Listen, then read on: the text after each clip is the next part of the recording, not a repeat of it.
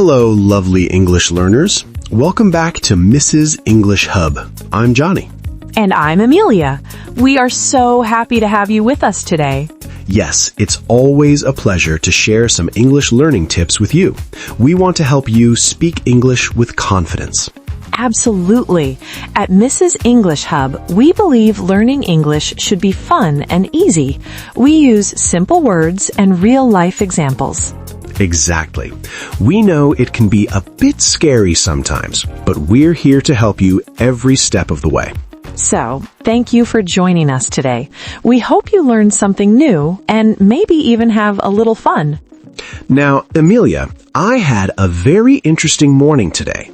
Oh, really, Johnny? Tell me about it. What happened? Well, I woke up and I needed to get to the office, but my car, it wouldn't start. Oh no, that's not a good start to the day. What did you do then? I had to take the bus. It was a long journey. Ah, you took the bus. That's a good example. Yes, and then when I finally arrived at the office, I was so tired. I needed a break, so I decided to take a short walk outside. That sounds nice. A walk is good for clearing your head. Did you take any photos? No, I didn't take any photos today, but yesterday I went to the park. I took many beautiful pictures of the flowers. Oh, that's lovely. You see, listeners, Johnny just used the word take 3 times in a very natural way. Yes, I did. I said I had to take the bus, I decided to take a walk, and I took pictures yesterday. The word take is very common in English. It has many different meanings. Yes, it's one of those words that you hear a lot, and it can be a little confusing sometimes. But don't worry, we are here to make it easy for you. We will look at some common ways to use take. So, let's start with Johnny's morning story. He said he had to take the bus. Yes, when you travel using public transport, you can say take the bus, take the train, or take a taxi. That's right. For example, I take the subway to work every day. Or, we took a train to visit my grandmother last weekend. It means you use that transport to go somewhere. It's simple. Very simple. Another example is, I need to take a flight to London next month. So, if you travel by plane, you take a flight. It's not make a flight or do a flight. It's take a flight. Correct. Now let's look at Johnny's second example. He said he decided to take a short walk. Yes, after my long bus ride, I needed some fresh air. I wanted to take a walk. So, to take a walk means to go for a walk. It's a common phrase. You can also say, let's take a break. This means to rest for a short time. Yes, after studying English for a while, it's good to take a break. Maybe take a cup of tea. Oh, good one. To take a cup of tea means to drink a cup of tea, or just have a cup of tea. Both are common. Exactly. So you can take a walk, take a break, take a nap. Take a nap means to sleep for a short time, usually during the day. My cat loves to take a nap in the afternoon. Mine too. My dog also likes to take a nap on the sofa. So these are actions you do for yourself. You take a walk, you take a break, you take a nap. And then my third example was about photos. I said I took many beautiful pictures. Yes, when you use a camera to make a picture, you take a picture or take a photo. So if you go on holiday, you will probably take many photos. That's right. Did you take a selfie? This is a common question now. Oh yes, everyone loves to take selfies. So we have take the bus, take a walk, take a break, take a nap, and take a photo. These are great starting points, and you can see how flexible the word take is. It really is. Now, while we're talking about these useful phrases, I want to gently remind all our wonderful listeners, please, if you are enjoying this episode, hit that like button. And don't forget to subscribe to Mrs. English Hub. It helps us a lot, and you won't miss any new lessons. We appreciate your support very much. Thank you. Let's talk about another common use of take. What about when you need medicine? Ah, yes. My head was hurting yesterday. I had to take some medicine. That's a perfect example. When you consume medicine, you take medicine. You don't eat medicine or drink medicine. Right. So, my doctor told me to take this pill every morning. Or did you take your vitamins today? It's important to take your medicine as the doctor says. Absolutely. So take medicine. Very useful. What about when you're in school, Emilia, or learning something new? Good question, Johnny. You can take a class or take a course. For example, I am taking an English class, like our listeners. Exactly. You are all taking an English lesson with us right now. That's a great way to put it. So, to attend a class or to study a subject. Yes, my friend is taking a cooking course. Or I need to take an exam next week. Oh, take an exam is another important one. It means to do a test.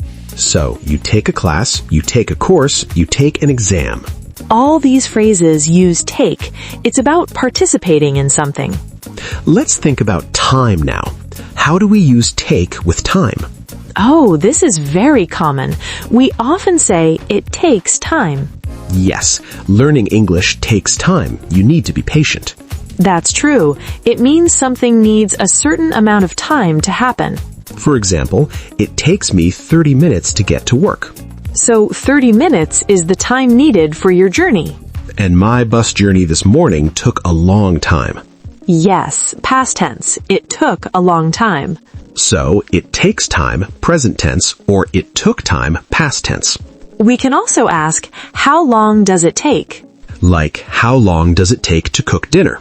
Or, how long did it take you to learn English? It's a very useful question for asking about duration.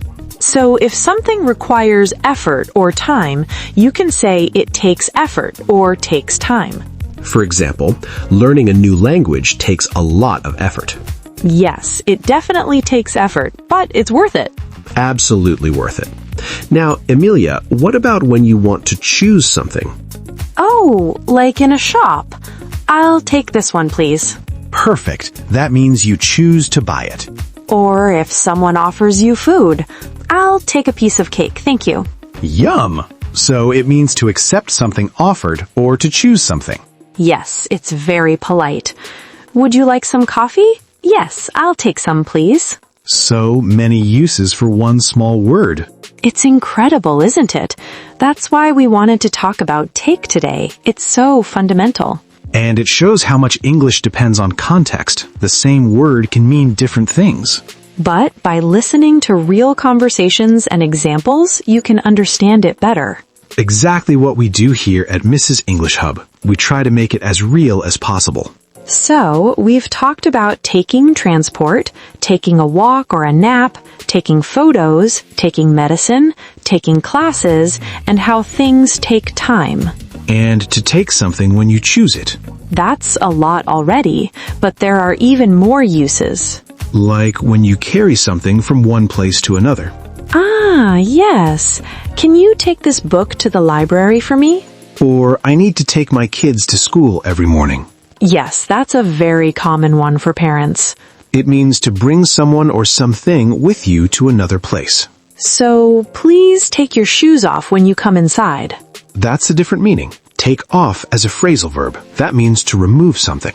Ah, yes. Take off your jacket, take off your hat. And also, an airplane takes off when it leaves the ground. Oh, that's very different from take a flight. Yes, take a flight is the action of traveling by plane. Take off is when the plane starts flying. This shows how phrasal verbs can change the meaning of a word completely. They are like little puzzles in English, but we can look at take off another time. Good idea. For today, let's stick to the simpler uses of take. So, to reiterate, you can take something with you. Don't forget to take your umbrella. Because it might rain. Always take an umbrella if it looks cloudy. And it means you pick it up and carry it. What about when you want to write notes during a meeting? You take notes. Yes, I always take notes during my English class.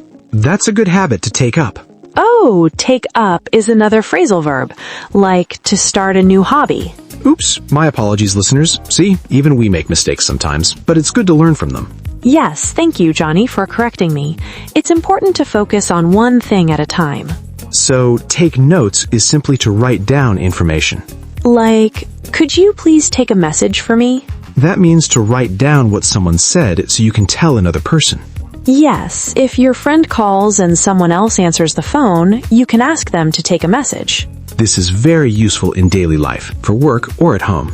So we have take notes and take a message, both about writing down information. It seems take is involved in many daily activities. It really is. That's why mastering it is so important for A2 learners. If you can use take correctly in different situations, your English will sound much more natural. And that's our goal for you at Mrs. English Hub, to help you sound natural. Now, before we move to our second section, let's just quickly review. You take a bus to travel. You take a walk for exercise. You take a photo with your camera. You take medicine when you were sick. You take a class to learn, and something takes time or effort. You can also take something you choose, like, I'll take this apple. And you take something with you when you leave. Remember to take your keys. And you take notes or take a message to write things down. Wow, that's a lot for one word. It is, and this is just the beginning. Remember, if you like what you hear, please click that like button. And subscribe to Mrs. English Hub. We have many more useful episodes coming for you. Thank you for your support. We love having you here. So, are you ready for more take examples, Johnny? I am always ready, Emilia. Let's dive deeper into this fascinating word. Great. So, we talked about taking something from one place to another. Yes, like taking your kids to school. What about when you hold something in your hands? Ah, like please take my hand. Exactly. When you hold someone's hand, you take their hand. Or if you're offering something, please take this gift. That means to accept it into your hands, to receive it. So to take can mean to get or receive something physically. Yes, like, I need to take a book from the shelf. So you reach out and get the book. It's a simple action, but take describes it well. What about when you're describing how you feel, Emilia? Oh, like, I take great pleasure in helping our listeners. That's a lovely example. It means you feel happy or satisfied about something. Yes, it's a feeling. You take pleasure or you take pride in your work. Take pride means to feel good about something you did. Yes, we take great pride in making these podcasts for you. We truly do. So take pleasure, take pride. These are about emotions. They add a nice touch to your English. Now let's talk about decisions. We sometimes use take here too.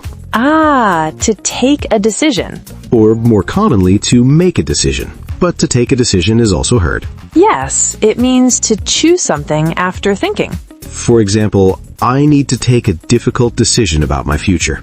It shows a moment of choice. Or the company decided to take a new direction. This means the company chose a new way to do things. So take a decision or take a direction. It's about choices. Let's quickly remember our amazing listeners. If you are finding these examples helpful, please give us a thumbs up. That's the like button. And if you haven't yet, subscribe to Mrs. English Hub. We're here every week for you. Your support means the world to us. Thank you. Now, Johnny, what about when you want to perform a measurement? Oh, like the nurse will take your temperature. Exactly. Or the tailor will take your measurements for the new suit. So it means to get information by measuring. Yes, you take someone's temperature to know if they have a fever. And you take measurements to know the size. Very practical use of take. So take temperature, take measurements, simple actions. What about when you accept a responsibility or a job? Ah, like I will take responsibility for this project. Yes, that's a very good example. It means you accept the duty. Or who will take care of the dog when I'm away? To take care of means to look after someone or something. That's a very common phrase, Emilia. Yes, you take care of your children, you take care of your plants. So it means to look after, to protect. And it's another common use of take. So we have take responsibility and take care of. These are about duties. Let's consider a slightly more abstract use. What about when you understand something? Oh, you mean I take your point. Yes, that's it. It means I understand what you mean. So if someone explains something and you say I take your point, it means you comprehend it. It's a polite way to say you understand. Or don't take it personally. That's a great one. It means don't be offended or don't think it's about you. Sometimes people say things and they don't mean to hurt you, so you should not take it personally. It's good advice for life, not just for English. So take someone's point and don't take it personally. These are about understanding and feelings. Now we've covered many situations, from physical actions to feelings and responsibilities. It's amazing how versatile this word is. And remember, the key is to hear it and use it in real-life contexts. That's why we give you so many examples. Let's review some of the new ones from this section. You can take someone's hand to hold it. You take a gift to receive it. You take pleasure or pride in something good. You can take a decision. You take a temperature or measurements. And you take responsibility or take care of someone. And finally, you take someone's point or you don't take things personally. That's quite a list, Emilia. It really is. And all these are everyday uses. So our listeners can start using these phrases right away. That's the best way to learn. Listen, practice, and then use it. Don't be afraid to make mistakes. Mistakes are part of learning. Yes, we all make them, even us, as you heard earlier. And that's perfectly fine. The important thing is to keep trying. Keep listening to Mrs. English Hub. Keep practicing your English. And you will definitely improve, step by step. We really hope this episode has been helpful for you. We tried to keep it simple, clear, and full of examples. So you can understand how to use take in many different situations. And remember, to sound natural, you need to hear these words in real conversations. Just like our conversation today. So for today, we will end our talk here. Thank you again for joining us at Mrs. English Hub. Keep practicing, keep learning, and we'll see you next time. Bye, everyone. Bye-bye.